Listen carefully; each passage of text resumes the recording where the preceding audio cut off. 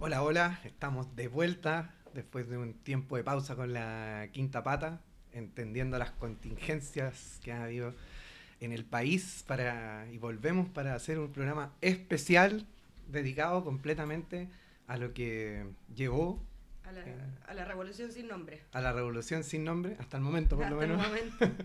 Así que estamos acá con la Rosario y acá está yo, Chris Bartlett, ya no desde Hobby FM, volvemos a No. nuestra forma Formato original origen de podcast. de podcast. Y nada, pues hoy vamos Bueno, a- espérate. Igual conversar que salimos de hobby, no por ningún problema, de hecho, sino agradecemos porque mucho estamos muy agradecidos de hobby y debido al proceso social que se está dando, ellos decidieron no hacer programas después de cierta hora.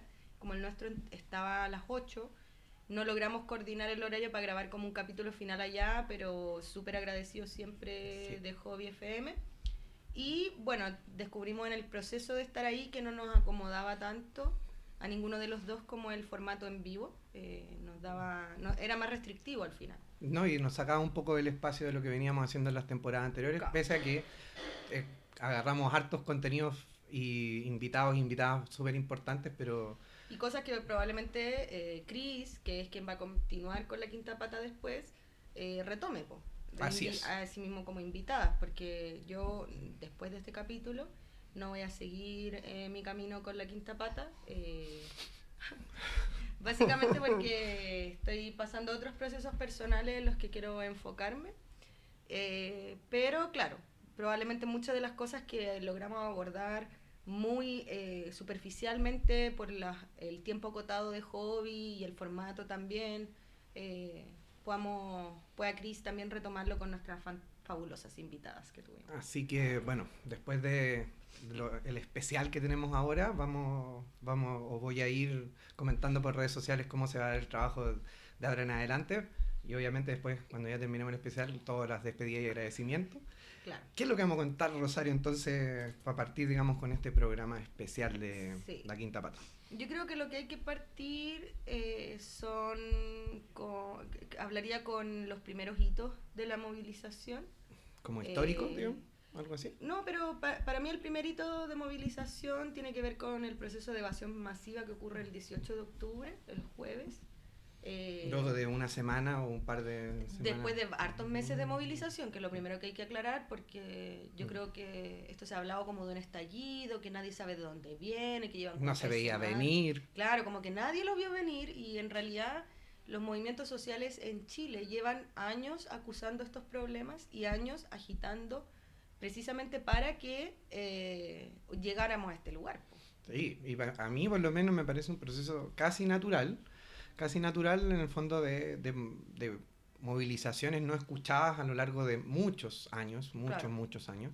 Entonces que toman un auge quizá que para la gente un poco sorpresivo, o por lo menos para el gobierno así parece, pero que creo que para el resto no nos parece tan sorpresivo en verdad. No, a mí me ha sorprendido la extensión del movimiento. Creo que el hecho de que esté tomando fuerza, qué sé yo, que después lo vamos a ver en detalle, conversar eso. Y que se ha mantenido Claro, también. pero este descontento no me resulta nuevo. O sea, el 8 de marzo de este año tuvimos por lo menos 1 millón de mujeres marchando en las calles de todo el país por los problemas con la consigna contra la precarización de la vida.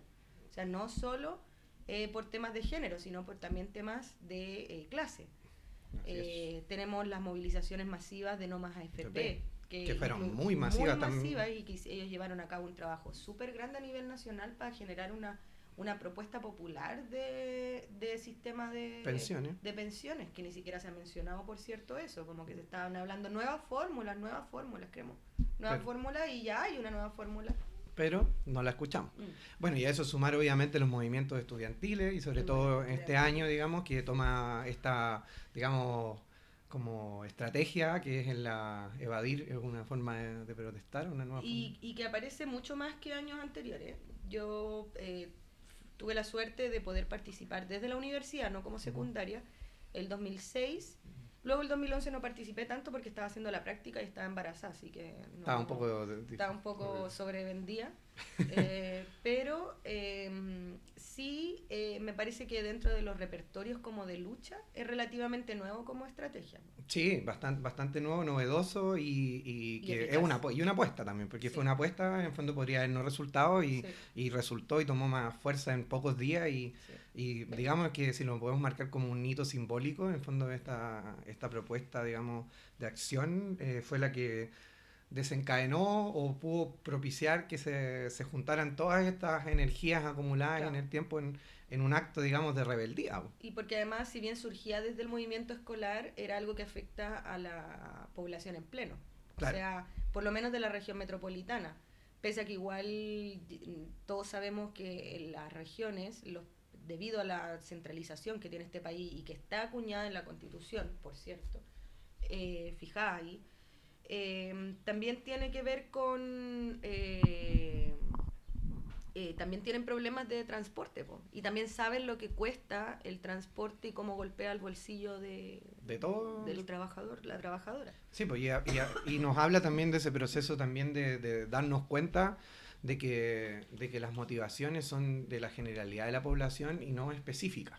Claro. Que si bien hay demandas específicas de distintos puntos de agrupación social, se agrupan en una colectividad de estar Claro. en contra de muchas cosas que el sistema político y económico nos ha obligado y nos ha mantenido, digamos, acallados por mucho tiempo y que se empiezan a manifestar. Sí, y creo que también otra de las particularidades que tiene y que también me han sorprendido, eh, sí es la transversalidad del movimiento. Creo que eso lo podemos ver, ahora lo conversábamos recién, por ejemplo, que no hay gritos, no hay tantos gritos en las marchas. Claro. Como que está el que nos salta es Paco, Chile despertó, Pacos culeados, cafiches del Estado, otro clásico. Un clásico de ayer y de hoy. Claro. Y ahora salió el de... El pueblo, ¿dónde está? Claro, el nuevo, el de asesino igual que Pinochet. Ah, sí, pues es que ese es un agregado que nos trajeron las barras bravas, que también lo vamos a conversar, en los Claro, nuevos actores sociales. Claro, que eran impensados que estuviesen juntos Sí. en puntos y en organización y que ahí están, pues, y ahí están. Y que además también ha sido, no como al principio, yo leí hartos análisis bien pesimistas de la situación y me cargaron todo. Porque eran así como análisis de sí, es que la gente está yendo a carretear, es que la gente va a tomar, es que es un puro carnaval, entonces eso no sirve, eso decae. Y la verdad es que pese a que sí, efectivamente hay gente que va a carretear, hay gente que se toma una chela. Yo un día fui a marchar volá y la sufrí, de ahí volví a ir otra vez y no, ya no la sufrí, qué sé yo. De hecho, la segunda vez me ayudó porque me bajó mucho la ansiedad. A mí me da mucha ansiedad estar en espacios donde hay mucha gente. Sí, imagínate en este Entonces, caso con la represión. O sea, imagínate, por el día de la marcha más grande, yo estaba pero destruida. Entonces, de hecho, ¿sabes que no me da tanto miedo como el enfrentarme a carabineros, como me genera ansiedad que haya tanta cantidad de gente? Porque siento que ahí en eso como que hay una tendencia al caos que me asusta. Pero la gente ha actuado de manera muy inteligente. Y yo creo que en el fondo también todas las críticas obedecen a esto mismo que estamos de alguna forma reclamando y la normalización del comportamiento. En el fondo es como tenemos que seguir respondiendo a lo que nos han dicho siempre, así como tenemos que marchar ordenados, que tomarse una chela está mal, que fumarse un pito está mal. Como el movimiento de alguna de una manera grande está agrupando a muchas personas que quizás nunca habíamos pensado que iban a estar juntas en un espacio ni con alguna demanda, digamos, colectiva. Entonces, Sí. empezar a decir que faltaría que ahora hubiese que pedir permiso para marchar, pues, ¿cachai? De nuevo. Entonces, que son cosas que en el fondo creo que son súper irrelevantes y que han estado tomadas en los medios, sobre todo. O sea, yo creo que son oficiales. Buenas recomendaciones en el sentido de que estar curado no es una buena idea con el nivel de represión que hay en Chile de la protesta social. Claramente. Eso definitivamente es ponerse en riesgo. Y a otros también. Y a otros también. Sí. Pero tomarte una chela mientras estáis saltando, si lleváis 4 horas saltando, el que no salta es Paco y necesitáis una chela porque tenéis... Ya seguir con el calor que hace también. Por favor. No. Y bueno, y creo que, claro, esa transversalidad de distintos actores y que además no solo están comprometidos como con el tomar la calle, sino que además hay una conciencia muy general y que fue casi espontánea, que yo creo que esto va a ser material para quienes se dedican a estudiar los movimientos sociales Claramente. académicamente, de empezar a organizarse territorialmente. Sí, por supuesto, las organizaciones más importantes y las nuevas coordinadoras, como Unidad Social, por ejemplo, instaron a instalar esta idea de que era necesario organizarse en los territorios, de que era necesario hacer asamblea, Cabildos. cabildo, pero aún así el hecho de que ya a la primera semana tenemos, cumplió una semana de movilizaciones, tenemos la marcha más grande de la historia de Chile en ese momento. O sea, ya la gente diciendo full, estamos interesados. Ese fin de semana, en todos lados hubo, desde actividades culturales, que sirven para la vinculación y la cohesión. Y creo que la gran mayoría, si es que no todas gratuitas. Sí, pues gratuitas o Autogestionadas, con donaciones, además, para la movilización. Claro. Y la gente decía, no, es que ahora la gente ya bajó, entonces la gente ya volvían a marchar y ya el lunes va a volver a la normalidad. Y porque también uno, comillas, también uno desea volver un poco a lo suyo, no a la normalidad, sino como a las cosas, a disfrutar de nuevo las cosas que disfrutaba antes. Porque igual ha sido un proceso súper culposo también. Para mí, por ejemplo, que soy comediante, fueron 2 semanas de ni siquiera pensar en poder trabajar, porque en el fondo nadie estaba interesado en ir a un show de comedia, mucho menos pagar por un show de comedia. Y si uno ve a los artistas cómo han presentado sus shows o cómo salen a promocionar las cosas que tienen que sí o sí promocionar, porque tienen que comer ellos, sus equipos técnicos, qué sé yo, es casi como pidiendo permiso, ¿cachai? Como pidiendo disculpas. Claro, y a mí me pasó también un poco de que, no sé, yo le contaba a la Rosario que en los primeros 8 días salí todos los días a Plaza Italia, como que pensaba que si no iba y como que todo Sí, se iba a po. acabar y que va generando un cansancio también. Yo por lo menos he contado con tiempo debido a lo que me dedico, que no he tenido que ir a hacer clases, me ha permitido participar en hartas Claro. cosas, pero eso no implica que no haya un desgaste tampoco. Sí, po. De hecho, ir a una marcha es más cansador que yo creo que ir a trabajar a cualquier lado. O sea, hay gente que de hecho va después del trabajo incluso. Sí, pues. Entonces, creo que al principio igual tenía susto porque también, pues de no quiero dejar de movilizarme un día porque en el fondo siento que se va a derrumbar todo y me sorprendió mucho eh, el nivel de recambio que ha tenido el movimiento en la calle. O sea, Como que dicen turnos. como que, claro, y como que de repente cada vez ves más gente, como que no toda acumulada como esa primera gran marcha, pero sí cada vez hay más gente en todos los territorios. O sea, yo que vuelvo casi todos los días de Plaza Italia por la noche, voy viendo cómo van avanzando las barricadas, lo que significa que se van tomando pedazos de la calle cada vez más allá, Sí, y que empieza a molestar. Pero la gente dice, no, es que molesta, ni el tránsito. Y esa es la idea, en el fondo. En el fondo tiene que ver con generar caos, tiene que ver con generar desorden, para llamar la atención y sobre un demostrar que problema. algo está mal. Po. Sí, pues porque en el fondo ya lo probamos. ¿Cuántos años hay gente que nunca salió a la calle a protestar? Pienso, por ejemplo, mi mamá, que empezó a salir hace muy poco, los últimos años, a las marchas feministas principalmente. Mucha gente era del discurso de, no, cuando hay que salir es a votar. ¿Cachai? Y en el fondo el sistema de democracia representativa no resuelve el problema de Chile. Y creo que es algo súper fundamental en lo que vamos a discutir quizás hacia el final, que tiene que ver con las proyecciones, porque es lo que Claro. se propone, a dónde podemos llegar también. Claro. No sé, Rosario, para contar un poco, yo me recuerdo bastante bien el 18 de octubre, que es como, podríamos decir que en hito, digamos, como cuando se da como la mayor... como, no sé cómo decirlo, pero... O sea, es que el 18 de octubre, si mal no recuerdo...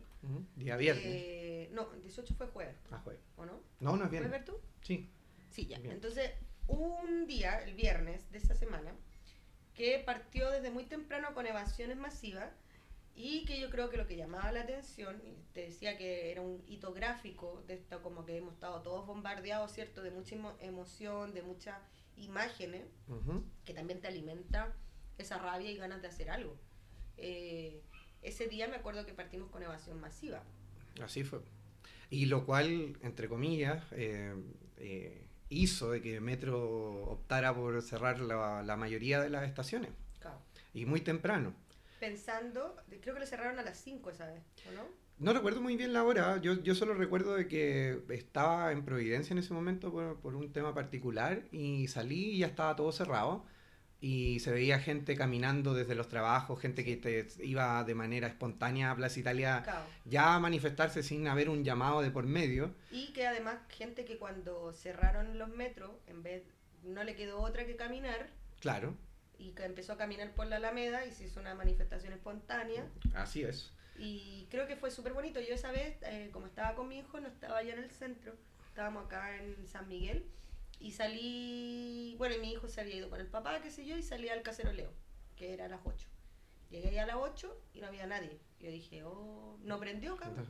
¿Te lo prendió? Esto no prendió. Chucha la wea. Y me devolví para la casa.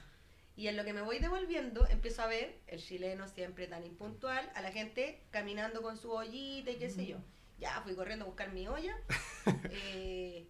y vuelvo y estaba lleno. Y yo nunca pensé que en Metro Ciudad del Niño, San Miguel, iba a estar llenísimo de gente. San Miguel ha dado una cara increíble. Yo ahí me acuerdo también de ir caminando de ahí desde Manuel Mona hacia abajo y ir viendo cada vez más gente, más gente, más gente en las calles, Oh, ir viendo cómo en el fondo empezaban las manifestaciones, empezaban las barricadas, empezaba a ver cómo la gente gritaba también y en un momento llegué a Santa Lucía y recuerdo que miré como hacia Católica, hacia la campus central ese, ¿no? Y, y como que estaba hablando por teléfono con un amigo, como hablando de lo que estaba pasando en Santiago. Y como que miré y dije, no, esto sí prendió. sí. Eso fue lo primero que Es que dije. cuando llegué, sí, pues porque en el fondo era ese susto yo creo que todos tuvimos en el momento de salir esos primeros días a la calle y de decir, ¿qué pasa si salgo? Y no hay nadie, ¿cachai? Claro, Y fue bacán porque en el fondo salí y me acuerdo que me chocó mucho, o sea, me impactó para bien mucho, que habían familias, que habían señoras, que habían abuelitos, que habían jóvenes de todo. de todos lados, que la gente estaba actuando de una manera muy organizada. Entonces, no sé, bajaban, cortaban la calle un rato, qué sé yo, bla, bla, bla. Después se organizaban para dejar pasar un carril. Y, y Y fue... una organización que no es como juntarse a No, conversar, pues, no, si fue espontáneo, ¿cachai? espontáneo. Y los días siguientes seguí saliendo acá por San Miguel. Yo hasta el viernes no. Mario Gat, Mario Gada ahí está, pero no ha hecho nada. ¿no? Se subió al teclado. Mario Gat, no puedes estar arriba de la mesa mientras estamos grabando. Ustedes no lo ven, pero Mario Gada está acá invadiendo el Está estudio. invadiendo el estudio, No sabe. oliéndolo todo, poniendo el poto en el micrófono. Quizá quiere ser parte. ¿Qué quiere decir mi guagua?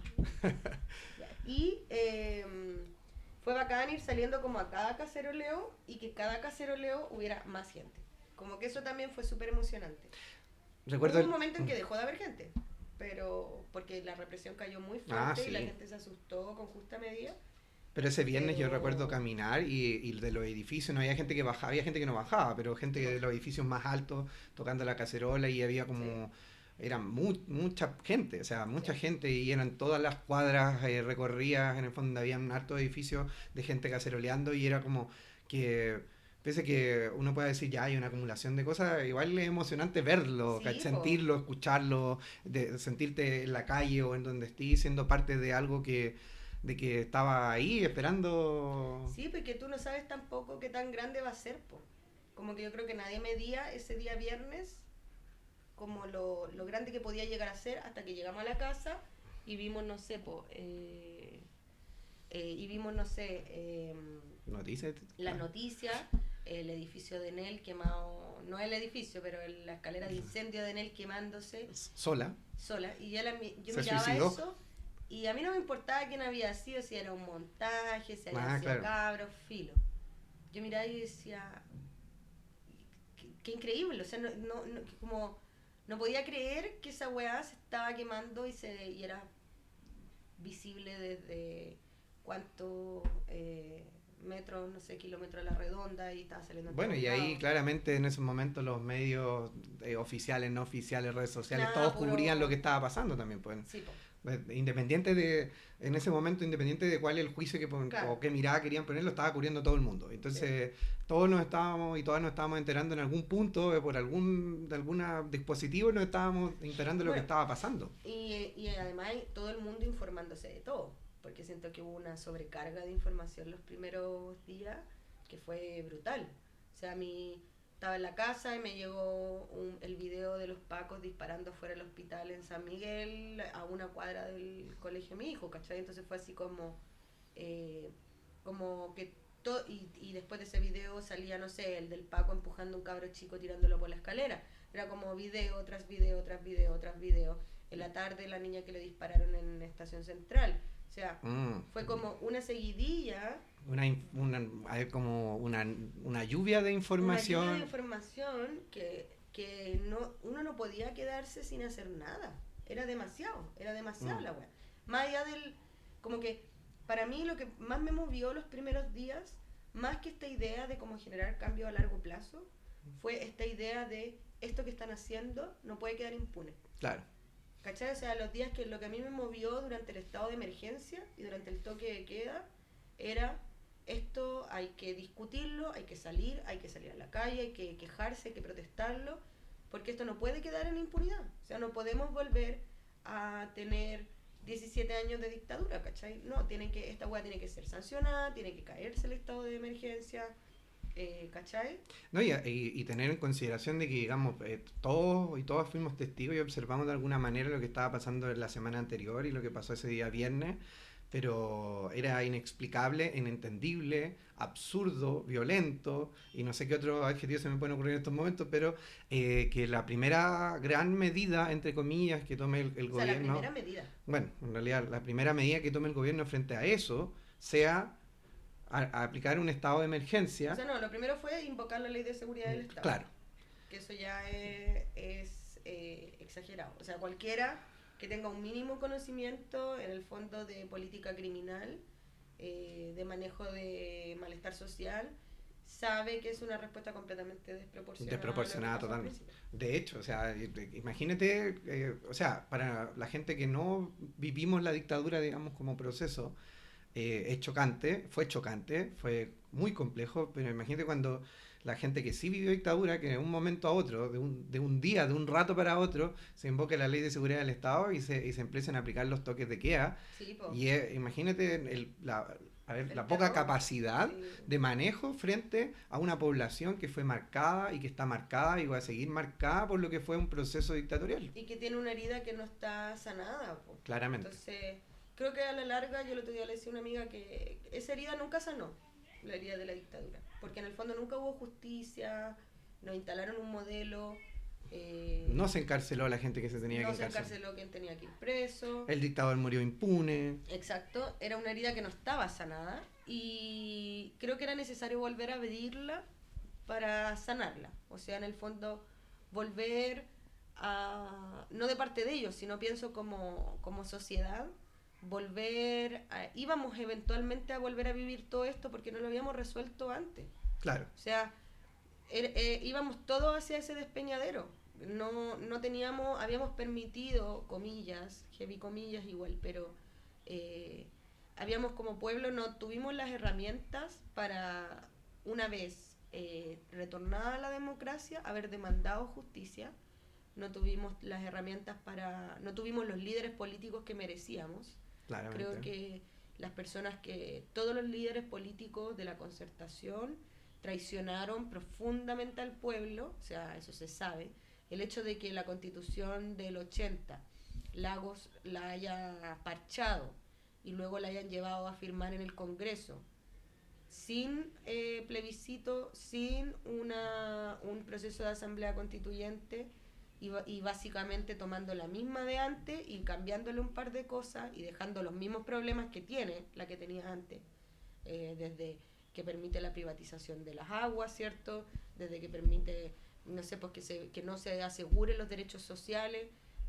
Creo que fue una traición, po. Fue una traición y fue nunca darle paz y justicia a la gente que vivió en dictadura. Bueno, y de hecho es algo que en algún momento, por lo menos, yo creo que tú y yo también y mucha gente debemos haber discutido con otros. En el fondo esto fue un trato, en el fondo, entre los militares, ¿cachai? Y la gente que quedó en el fondo a cargo del país y que perpetuó la Constitución y por lo mismo perpetuó el sistema económico, las injusticias sociales y en el fondo también el hacer de este Estado y de los derechos de las personas una tienda, un mercado de oportunidades, claro, pero para cierta parte de la población, y que obviamente es la misma, y que son ellos y ellas mismas también los que están en los puestos, digamos, políticos importantes de decisión. Así que, no.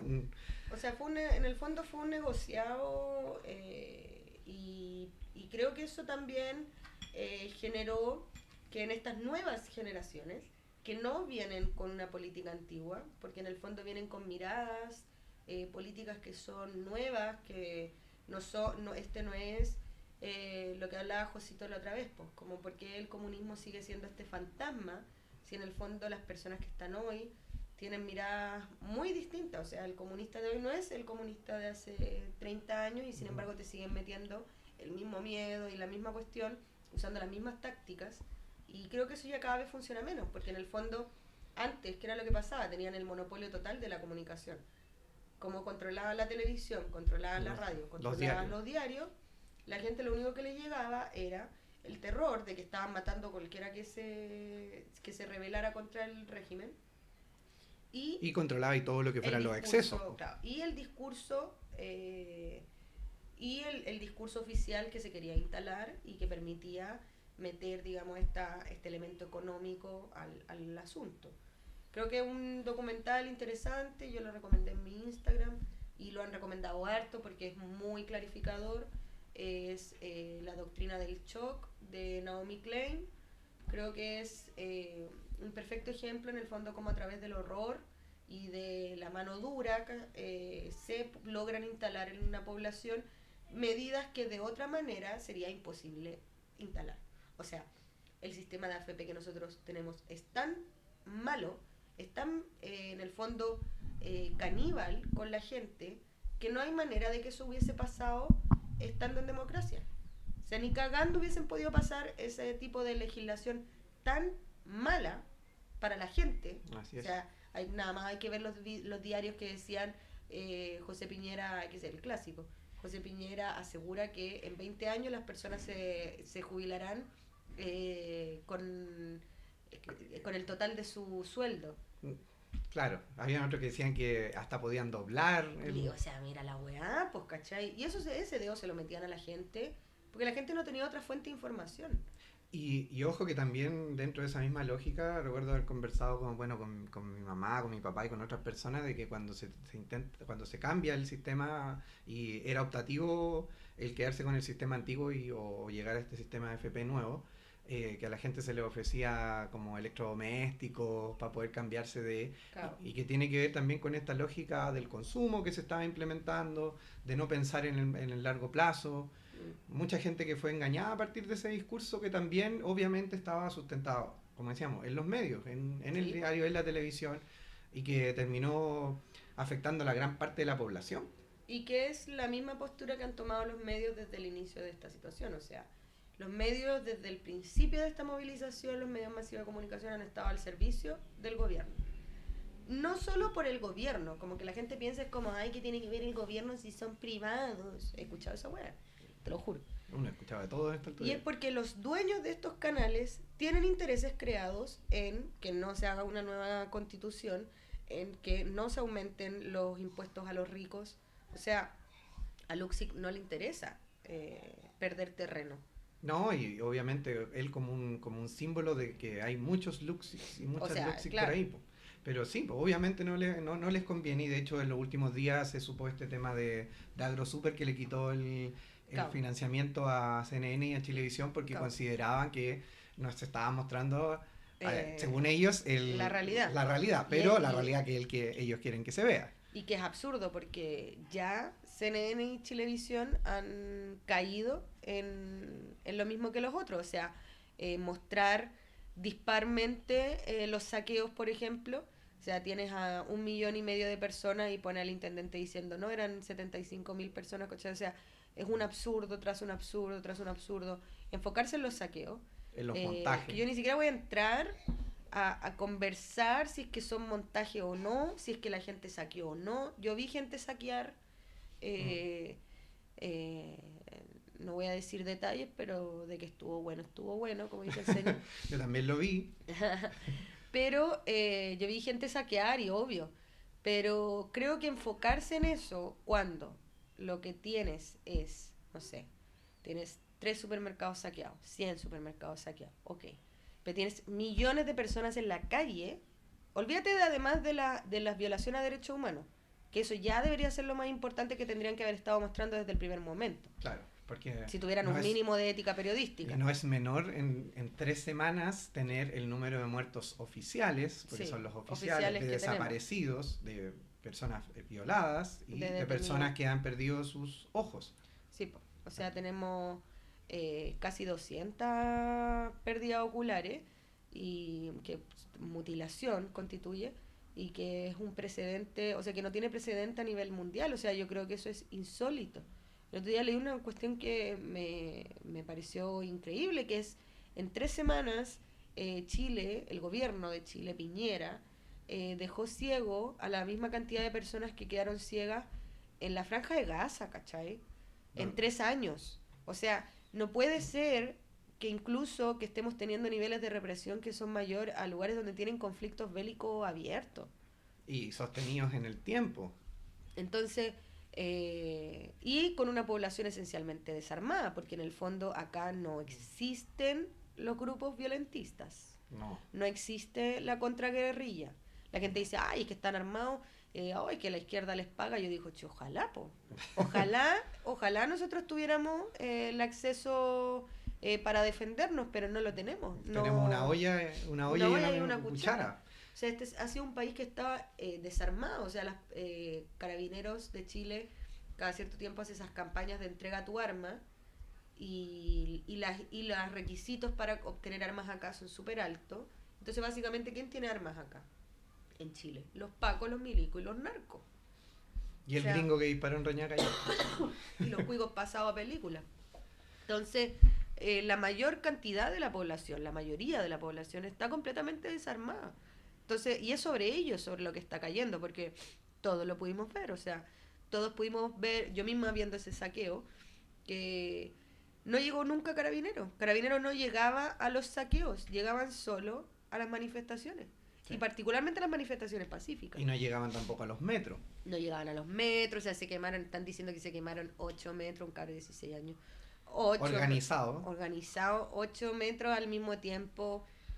Mira, sóplame este ojo. O sea, en el fondo, y en todo este tiempo nunca no se ha nunca quemado ni más, Baquedano. nunca más se pudo volver a quemar nada, ¿cachai? O sea, si de verdad tuvieran ese poder de fuego, yo habría tirado el Costanera. Para Claro, partir nomás, en la noche, cuando esté vacío. Claro, ¿cachai? hubiésemos visto símbolos mucho más gráficos, digamos, del poder económico, el poder político ya en Para ruinas. empezar, sabríamos, alguien se lo hubiese adjudicado.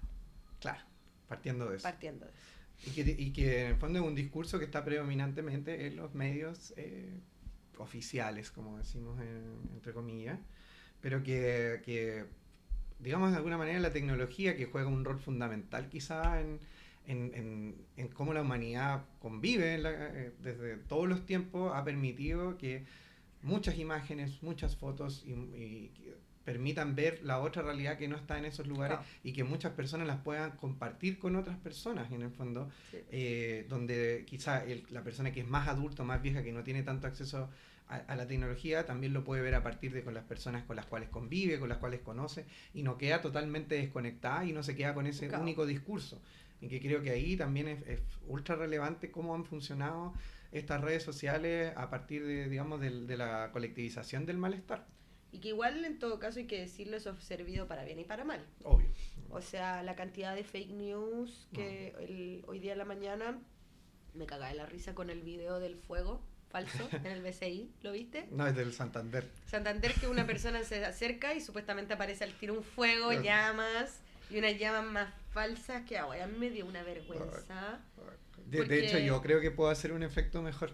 Es que yo digo, ¿cómo no va a haber un facho bueno para el diseño? Para que por último haga una wea creíble. Pero es que no me sorprende. Como que fue una tía que dijo, ay, le voy a poner un GIF de fuego. Como que eso sentí. Es verdad, no sé, es demasiado absurdo. Es todo súper absurdo. Creo que siento que ha sido unas 3 semanas de muchas sensaciones encontradas, porque también hay mucho como Entonces, ¿qué chucha está pasando? O sea, para empezar, un gobierno completamente inoperante, que no, en el fondo no es capaz de resolver la situación de manera inteligente, que me llega a dar hasta pena, como que es como, ¿cómo puede ser tan huevón? Como de verdad, incluso pensándolo desde el punto de vista de ellos, de cómo podrían haber desarmado este movimiento en 3 días con la vieja confiable de la oposición de las mesas de trabajo, ¿cachai? Pasar un par de legislaciones apuradas, sacar esa nueva heavy comillas, agenda social que sacaron, que eran las mismas weas que del programa de campaña, y haberlo desarmado. Pero es como cagá, tras cagá, tras cagá, tras como tirarle benzina a la wea. No, y lamentablemente que costando muchas vidas de por medio. Costando vidas, costando dinero para ellos mismos, que dicen que están tan preocupados de la propiedad privada y a cuánto está el dólar, pero no están dispuestos a ceder para que la gente, en el fondo, no sé, pues te dicen, oye, no paren porque las pymes. No, pues al revés, pues Piñera culiao cede luego porque las pymes las está ahogando. Claro. Sí, esa es la wea. La gente no es, aquí no es que en el fondo uno no se puede poner del lado del gobierno para negociar porque en el fondo ese lado no está pensando en tus intereses, po. O sea, partiendo por el hecho de que si tu pyme a las 2 semanas de parar y no poder vender quebró, es porque era una mierda de pyme, ¿cachai? Claro. No cumplía con los criterios mínimos de sustentabilidad o sostenibilidad que debe tener una empresa. Entonces, no sé, si llevabais un año con esa wea, o si recibiste capital del gobierno, o si te capacitó el gobierno, y tu pyme no funciona, deberías estar enojado no con la gente que está marchando, deberías estar enojado con el sistema que te tiene cagado, con, no sé, el sistema que le cobra a la señora del negocio al frente de mi casa 85 lucas por la patente, y al líder que está unas cuadras más allá 5 lucas, ¿cachai? Entonces, ¿por qué no te enojáis con eso? Porque eso no te enoja. Porque lo que te enoja es que haya gente que está afuera. Y es porque se han comprado ese discurso, en el fondo, de que la solidaridad es solo la caridad y que por lo tanto no puede importarte el otro por un motivo genuino. O sea, yo me movilizo no solo por lo que a mí me pase. Más allá de que yo vivo en una precariedad laboral, tengo dificultades materiales, qué sé yo, pero no son terribles. Eh, ¿Cómo uno no poder compadecerse incluso del otro, del sufrir del otro? De que hay niños que se mueren porque no tienen los papás para pagar los medicamentos, gente que no puede salir porque la mitad del país no está adaptado para silla de ruedas. Gente que se muere en la espera de la atención de salud. Gente que se murió porque un ministro decidió que quería bajar la lista de espera borrándola, ¿cachai? O sea, ¿cómo no eres capaz de ponerte en ese lugar? Ya, ok, tú no eres capaz de ver, estás tan alienado que no eres capaz de ver tu propia explotación. No puedes ver que eres un pobre weón que tiene que trabajar 90 horas para con cueva poder sobrevivir con una pyme de mierda, y estás muy convencido de eres tu propio jefe, ¿cachai? Estás full empoderado, vaya a seminarios. Pues yo cuando trabajamos nosotros juntos en una fundación de promoción de la empleabilidad, yo lo vimos, programas de emprendimiento para gente pobre, que eran 100 lucas, no el de la fundación en la que estábamos, que era más, pero el FOSIS tenía programas que eran 100 lucas que le daban a una persona y una clase de Canva, y quedaba anotada dentro de los registros gubernamentales como alguien que estaba trabajando, po. Claro. Una señora que vende 10 empanadas al día aparece trabajando, claro, como independiente. Entonces no me voy. No, y personas que en el fondo, volviendo a uno de los temas de fondo, que obviamente no van a optar a ningún tipo de pensión, la gran mayoría, y que si las tienen van a ser paupérrimas, y que no te van a permitir vivir. Yo, por ejemplo, uno de los casos que me hizo harto eco, igual de recuerdo de lo que había pasado antes de, o en el proceso, prefiero decir en el proceso, fue este tema de esta pareja de ancianos que se suicida por no ser una carga, Claro. y que en el fondo creo que es un símbolo macabro y terrible de la injusticia, de la desigualdad y de cómo nos habían violentado y maltratado durante tanto tiempo. O sea, Claro. imagínate personas que prefieren morirse antes ¿de qué? De vivir en esta realidad, ¿cachai?